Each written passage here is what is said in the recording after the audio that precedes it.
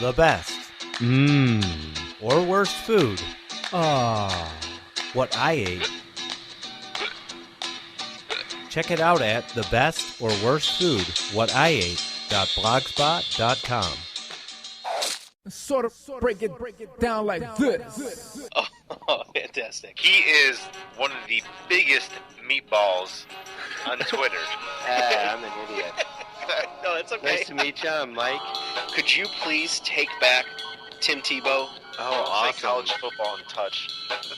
I don't understand where these questions are coming from, Tom. That's about it for Manager's Corner. Go yourself in the with your show coming up next on the Baltimore Oriole Baseball Network. I made a note about college sports, and the note just says college sports in general. Whammy! Can't do it. The changes that have happened in the Cub organization are multifold. Boogie boogie. Great stuff. Welcome back to Chicago Sports Update here on Intrepid Audio Productions. Just to all the listeners, thanks for listening. Okay, it's like a Bud Light commercial, or is it Coors Light? Whatever it is. All right, hang up again and call me back again. Oh, okay. No, I'm just kidding, because the Hawks just scored when you hung up. Oh. I didn't even see it. Okay. I'm trying to see who... Yeah, Ryan Miller. Well, we'll get into that. Yeah, I had to make a Ryan Miller joke, didn't I? Well, he hasn't had any regulation losses since joining the Blues. Well, now he's going to have one. If you don't know what we're talking about, you can check out our Twitter timeline. Yes, our call record did get messed up due to, I guess, me getting onto the internet. So, yes, I can take the blame for that. We were talking about the Bears and their free agent signings. We're very happy with creating depth. We don't know really what to expect. Izzy Adonishé is back. Julius Pepper was released, signed with Green Bay, and we don't really care much for... Well, we like to qualify Josh McCown and just qualify him as adequate and an adequate backup at that, not somebody that's going to lead you to a Super Bowl. So you're all caught up. That pretty much covers everything. And as we were talking before, we've been kind of commentating about some local media, but that's okay. And the Blackhawks are now up 4-0 against the St. Louis Blues, going to be handing Ryan Miller, unless the dreaded 4-goal lead, as Matt Spiegel likes to call it, from the midday show from CBS Chicago, WSCR 670 AM, The Score, the dreaded 4-goal lead. And go ahead. No, I don't even know what I was going to say. Go ahead. It's funny because there was a game over the weekend. I think it was Montreal and Ottawa. Montreal came back in the third period down from a 3-goal lead. And all I could think about recently was just, oh, God, I don't need to hear about the dreaded 3-goal lead. If you're up by 3 goals in hockey, you should win. It should be a very rare... the original phrase or whatever is that hockey conundrum is that a 2-goal lead is the most dangerous lead.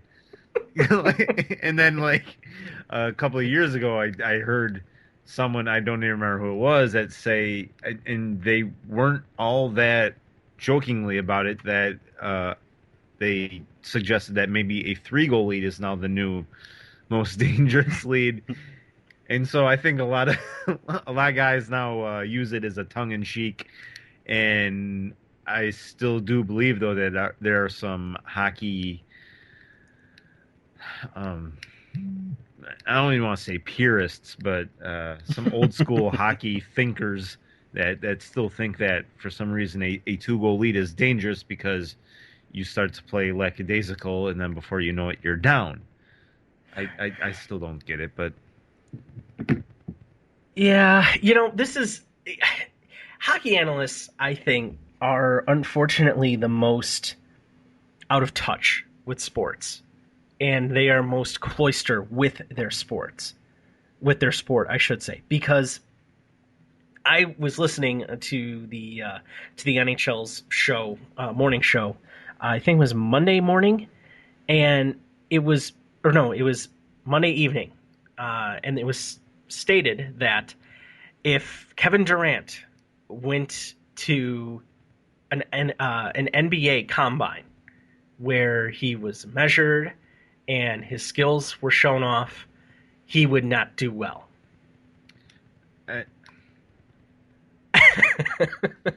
I don't know. He's 6'10", got decent speed, got length. He's got dribbling skills. Good wingspan.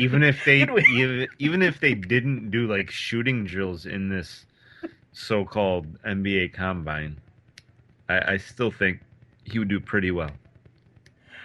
Yeah, and it just seems like a lack of, I don't know, perspective of what the combines are out there for. You know, I don't even think there is an NBA combine. I think that's called college basketball. Yeah, I mean, that's why I said so-called NBA combine. I don't know.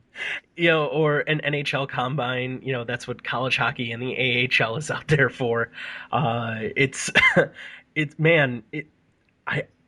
I was just absolutely blown away by that, because it makes absolutely no sense. It made absolutely no sense, and I think you do so much more damage to your sport if you do not understand or over commentate or be insanely hyperbolic to other sports.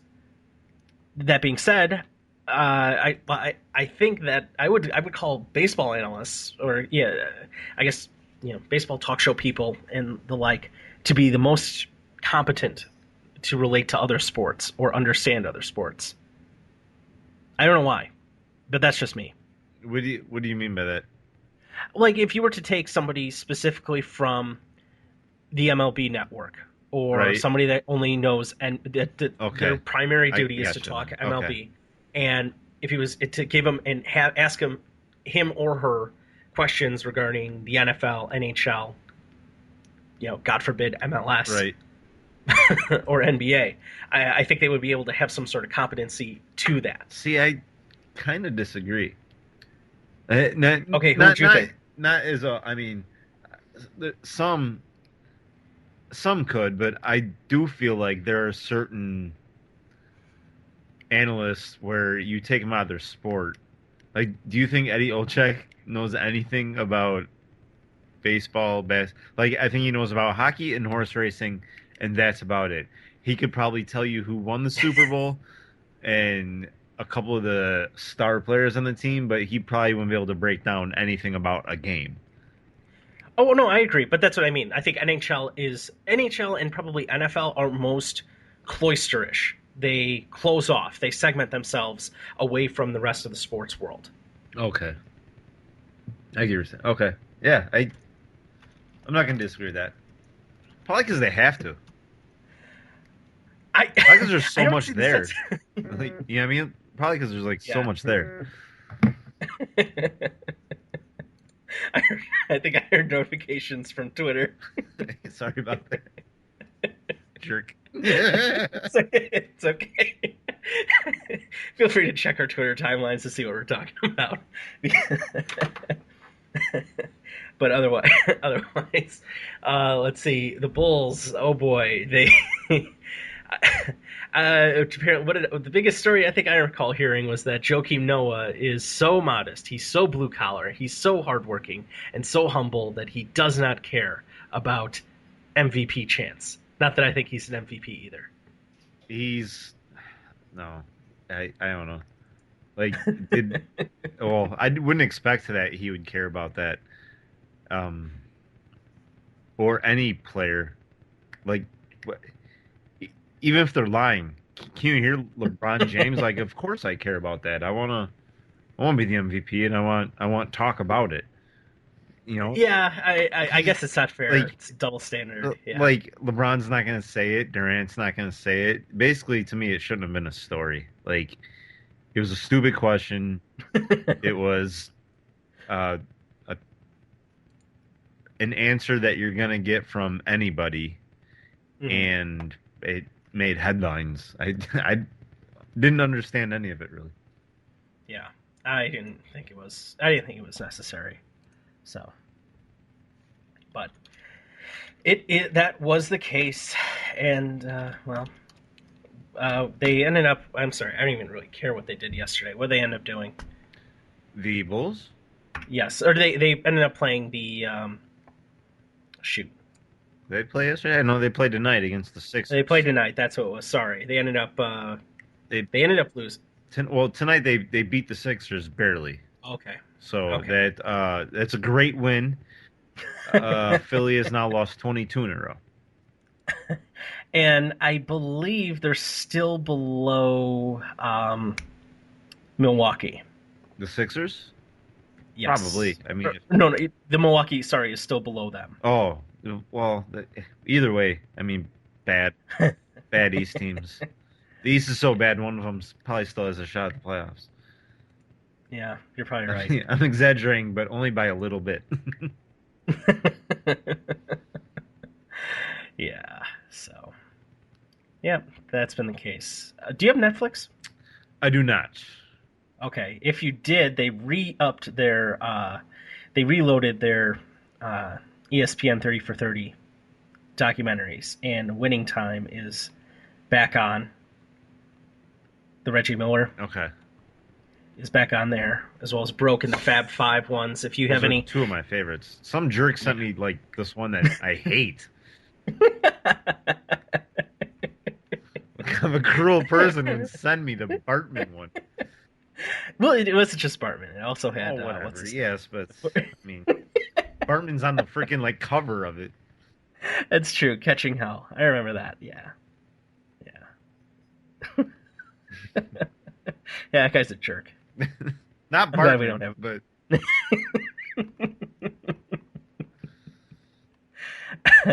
Little self-deprecating humor. No, that's a shot at Mike for any listeners out there. We love Mike. So. Oh man. Let's see. Well, I see the Blackhawks are pushing again. Do they just score? No. not quite yet. Not yet. It's nice. I miss being able to say that when they enter the zone. Just say, did they score yet? Yeah, it's been a rough few weeks, but they look like they're going to take control of this one. First win against St. Louis all year, so big Couldn't happen at a better time. feather in their cap, and yes, definitely head into the playoffs soon. Yes. Final few weeks here. And if you are interested in learning about what's going on in hockey, please Don't listen to us. No. Don't listen to us because what the hell do we know? No, try to listen to us because I don't think many people out there do talk hockey. But let's see. The NBC Sports Network is pretty much airing a game a night.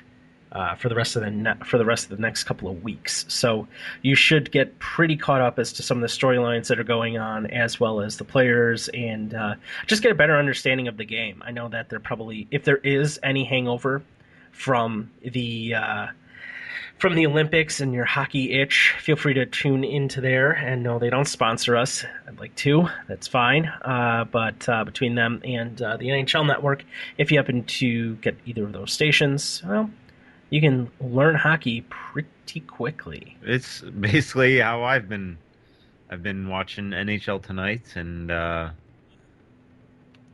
very good show. They have my cousin who's a bigger hockey fan than I am, probably a much more long-standing hockey fan than I am. Let's see, he's definitely very high on the NHL Tonight programming as far as some of the insights and information that they give out there. So consider that a very good source. Chicago Sports Update approved, I guess is one way. We did receive a tweet from our good friend Patrick over at the Knights of the Video Game Table podcast, and talking about trying for us to make mention that, yes, the White Sox were obliterated in a spring training game. Shocker, not to say the least, but also want to mention that great start for the A's have... this year. They're still 0-0. Yep, great start. There's our shot back at Patrick. There's a good one, and also, boy, that I'm so glad their pitching depth was so great that they could just go out and trade Brett Anderson away. Well, that's what the A's do. So that's what they do, but shocking. they also got a rash of injuries in their starting rotation. So, yeah, that's a no good. A lot of pitching injuries this year so far. I don't know what the case. What's the deal with that? What's the deal? Well, Oakland's going to be probably below 500. The All-Star break, they will win 72 in a row like they do every season and be in the playoffs. Yeah, I fully expect them to be the class of the West, but I think the West is so... I almost feel like Oakland, it's their division to lose, if that makes any sense. I mean, because, you still. hey, Texas, as long as Ron Washington is managing the Texas Rangers, they will not advance out of a wild card game. they can still win the division. I mean, they have enough talent, and so does Anaheim, where you can't or Los Angeles, whatever they call it, the Angels. Okay, LA Angels. you still can't discount them, and Seattle wants to join the conversation by spending ridiculous amounts of money. They still are the fourth best team in that division. Yeah. And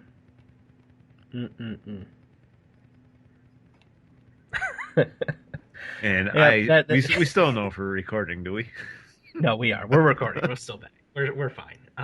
Let's see. I know that with the rash of recent pitching injuries, interest is now reinvigorated and reheated with Jeff Samardzija and some trade talks. I know Arizona has recently come back into the fold for trying to pick him up. I wouldn't be surprised if Oakland ended up making a push for him, only to, with him now being 1 year away from free agency, this season being it, getting him, trading for him right now, and then unloading him at the deadline for another 5 prospects. So, you think he's worth 5 prospects? A little bit of tongue-in-cheek there. Crummy prospects. But, I mean, remember when they, who did they sign? No, they traded for Matt Holliday and then flipped him to, I think it was Anaheim? I think it was at that point in time. And then he went to the Cardinals. I don't even remember. I was like, what are they doing? You know, what's Oakland doing with Matt Holliday? They don't have any business having him in their roster because, well, of course, they ended up flipping him and, proving all the spectators right on that. So, I shouldn't give Patrick too much crap. I'm actually an Oakland A's fan. I just hate when people look at preseason anything or what, you know what I mean, and think it means something, because it doesn't. Yeah, it really doesn't. I like Moneyball. I like Moneyball. I don't like me. You probably find Brad Pitt somewhat attractive. Yes. It was a good story. He did well for that role, so I was very happy with that. But I'm not an athletics fan, and that's probably just because of the White Sox and their struggles over the past, I'd say, 6, 7, 8 years. Which is why I am an athletics fan in the Coliseum. So, but I think they re-upped at the Coliseum recently, so they can stay there another 10 years and give the White Sox another 10 years of pain. So, we shall see. Let's see. You got anything else? Let's see. We covered the Bulls. No one heard it. We covered the Bears. I think we've covered it all. Baez. I just want to mention rumors that maybe he gets moved to second base during AAA, which could possibly mean that Barney would be possibly traded or something. Basically just meaning that Baez would be on his way up sooner than originally thought. The one exciting little tidbit in the spring for the Cubs. Yeah, I think... besides him hitting like 900-foot home runs every day. Yeah, I think the Tigers are recently reported to have some interest in Darwin Barney. Bye. Yep, bye. I agree. Airport's this way. I have no problems with Barney, but if it means getting Baez here quicker, I will pack your bags for you. Yeah. I hear you there. Yeah, I like Barney as a player. I think he has a little bit too much of that Cubs grindy white guy. No, just fans thinking he's better than what he actually is. But he's not a terrible player. I don't mind him. Yeah. No, I don't think he's a bad teammate. I don't think he's. I don't want to say everything really hard preconceived. Better than Ryan Terry, I'll tell you that much. Ooh, don't say that. He's Hall of Fame material. Don't say that. Sorry, that's just bitterness coming out of me. I know. because he has a World Series ring. He's just a penis. Yes, oh yeah, I understand. Oh man, excellent. Let's see. Thank you, Uncle Terry, for that. Exactly. Oh man, always the good stuff. Let's see. Do I have it? No, I don't. Let's see if I can find that. Yeah, no, it's okay. But either way, let's see. You got anything else? Illinois today advanced in the NIT. You can edit. All right. You can edit this part out. We need material. I don't mind. That's all right. Yeah. So, and Herb Lawrence is happy. Yes, he is. He's like the biggest Illinois fan there is. He is the Illinois. He is the Illinois fan. Oh man. Yeah, that's his team, and God bless him for that. I mean, I can get behind Illinois when they're making a run for something, but I'm not going to get too upset about it when they're bad. Right. I'm disappointed that they decided to go the way that they've gone. I consider the Big Ten to be a much better competitive basketball conference than football. It shouldn't be a shocker. I think I've said that before, but I don't know. I don't think Illinois knows what it wants to be or understands what they are at this current point. You mean as far as a basketball team? A program? Oh, yeah, as a program. I think they're close. I think they need to recruit more heavily in Chicago, and they don't. I actually heard a pretty good interview on the Lawrence Holmes show on The Score yesterday. I don't remember exactly who he had on, but they were breaking down the numbers, and basically like 3/4 of their money is spent recruiting in central Illinois rather than in Chicago, where there's more talent. So it's like, it doesn't make a lot of sense. So yeah, I guess it's to me it's just frustrating. I don't know really how good this Chicago League talent, or I guess what do they call themselves? Their confederation, the public league. Yeah, but yeah. Well, they're really good. The problem is they don't stay here. They go to Duke and Kansas and Kentucky, Memphis. That's probably why. They follow. I mean, let's be honest. They follow the money. Let's be honest. Yeah, they follow the money. They go to they do their one and done to get into the NBA, into the D League, and either hope to make an NBA roster or, or just sit in D League hell or play for the Chicago Bulls in their band of grinders. So there's that. There's that option always available for them. But I don't know. I'm sort of, I guess I'm embarrassed by the lack of willingness of some of these Chicago schools to really step their game up. Like for me, there's no reason why Loyola can't be better. DePaul should be so much better than what they are. And that's the thing too. During that interview, he stated that DePaul actually has a bigger backing than Illinois. It's just that they've been so bad for so long. Like if DePaul made a run at like the Final Four, this city would be like, "Oh, college basketball is awesome," and they would be 100% behind DePaul.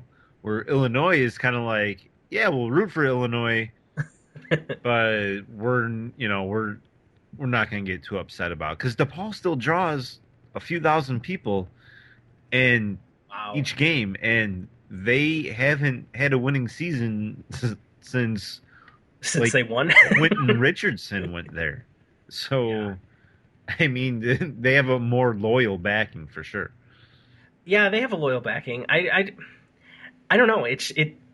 it just seems so stupid because the only reason DePaul is in the Big East, and when they originally joined the Big East, when the Big East sort of, I guess, meant something more than just being a collection of, religiously based schools or privately funded private education institutions, which I kind of previewed. You can check the archives over at beyondtheheadset.com. But yeah, it's oh wow, Winnipeg is good news. Good news just keeps coming for the Hawks, doesn't it?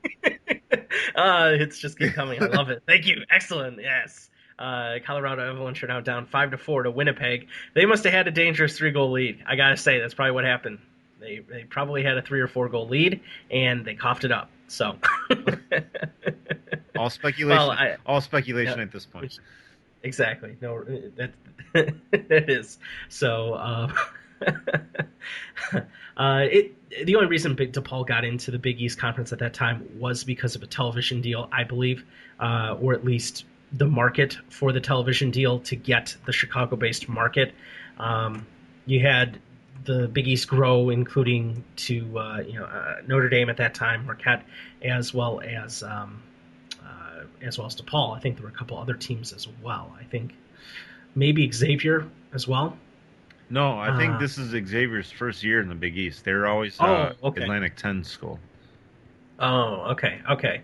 So you had some markets coming in that were sort of based around the Chicago tri-state area, tri-state being Wisconsin, Illinois, and Indiana, as far as some of those television revenues, and that alumni base that does stay in that region, which typically they do. But I don't know. I think Illinois, getting back on track to Illinois, I think Illinois' biggest attraction is Champaign-Urbana, and the fact they are located far enough away from the Chicago market. That's an attraction. I don't know. No, that's their biggest detraction. Yeah, it's in the middle of nowhere. I mean, I guess if you want to stay away from your parents or something, that's good. But but you can't use that as an excuse. But they shouldn't use it as an excuse.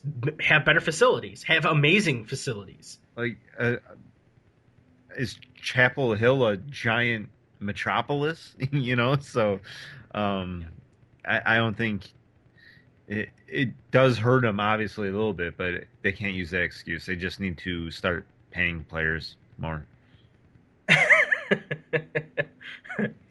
Yes, indeed. They need to be. I agree. Bruce Pearl, he looks good in orange. I would go hire Bruce Pearl as your next head coach. Calipari. There you go. Funny thing is, Calipari has never actually been caught with anything. Well, maybe a little bit with the Memphis stuff and Derrick Rose, but it seems like it just kind of sneaks out. Like, hey, this is getting a little too. They're getting a little close. Let me just sneak out and. I'm gonna go recruit some number one. I'm gonna go have the number one recruiting class over here right now. So yeah, enjoy your guys. So, and the clock winds down to 2:10. Game over. Wait, the clock stopped. It was like the longest 4 seconds. I agree. I think we recorded for 5 seconds while the clock said 4. Hawks win 4-0. It's a very good shutout win. Joel Quenneville's 700th victory, as well as Michael Hanzus, his 1,000th game played. So, who cares? Yes, who certainly cares. So, let's see. You got anything else? That's it. Go Winnipeg. Go Winnipeg, indeed. Beat the wife beater, as that's kind of, I guess, my chant anytime anyone is. I believe this technically puts the Hawks up back into the second spot in their division. It does. Right? They were tied with Colorado going into tonight, I believe. They were. That tie yesterday, well, I shouldn't say tie, that overtime period allowed the Hawks to tie in the standings at 93 points. The Blackhawks now have 95. Very happy about that. Certainly not getting up to where St. Louis is at 101, I believe, 103. Yeah, they're way up there, or something like that. Yeah, so they stand pat while Blackhawks climb and possibly the Avs fall. Now, I guess I should say, I don't really know how the playoffs are really working this year. They have 3 teams from the Central, 3 teams from the Pacific, and 2 wild cards. Now, who plays who? It'll be the overall top seed in the conference will play whoever is like the 8th seed, no matter if they're from your division or not. Okay. And then the 7th seed will get put into the other division, if you will. And then it goes basically the 2 and 3 seeds of each division play each other, if that makes any sense.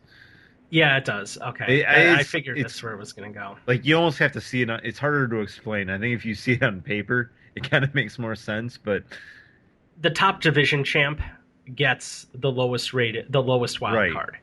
And then the second wild card goes to the second place division champ, or number 2 division champ. Right. So essentially the 7th and 8th seeds, you could basically be swapping divisions for the playoffs. You know what I mean? Like, yeah, we're playing in the other divisions playoffs now. So it's kind of weird. I don't think so, because who is it? Dallas and Minnesota? Yeah, I'm saying it could happen. You know what I mean? Like, theoretically, it could happen where it's like, okay, we're playing in the other division for the playoffs. So it's kind of interesting, kind of cool. Yeah, I mean, if you're gonna screw it up, you might as well have fun with it. Yeah, do it hard. Oh, that's a great sound drop. There we go. There you go. That's what we give you, folks. Enjoy it. Enjoy it. That's the entertainment we provide here. Free of charge. Boom. There you go. All right. Thank you very much for listening, everybody. Go out and vote for the winner and decide the champion for this year's Sports Movie Madness tournament. Again, we have Jimmy Dugan. Oh, that's what we forgot to say. That was lost in recording. We did the championship matchup is set. We have Jimmy Dugan from the From Page to Screen Network region, as well as Shooter McGavin from the Lonely Robot Comic region. So go out and enjoy and start voting for that, and we will announce the winner next week. So enjoy learning and brushing up on hockey. Take a look over at NBC Sports Network as well as the NHL Network if you do have those 2 stations, because hockey is pretty much on every night until the end of the Stanley Cup, I believe. So should be fun. And we have nothing else to talk about in this city, so it's what's going to be basically the theme of our next, 8 recordings probably. So get hockey. So you're gonna have to learn it, so you could tell us where we're wrong. Yes, exactly. So, all right. Thank you very much for listening, everybody. Thanks, Brandon, for hopping on and putting up with technical difficulties. And we will talk to you next week. Thanks for listening to Chicago Sports Update here on Intrepid Audio Productions. You can find us on Facebook and Twitter by searching IAP Podcasts, all one word. We make it easy to listen to us at home or on the go because you can subscribe to us via iTunes or on your browser at Spreaker.com. Listen to us on the go with the Stitcher Radio app, available for all smartphones. Want to interact with the team directly? Leave any questions, comments, or feedback you may have at our Facebook page. You can also like our page to know about special events, shows topics, and listen directly on our page to new and past episodes. Feel free to email us anytime at iappodcast@gmail.com. IAP Podcasts, pioneering the best in independent podcasting.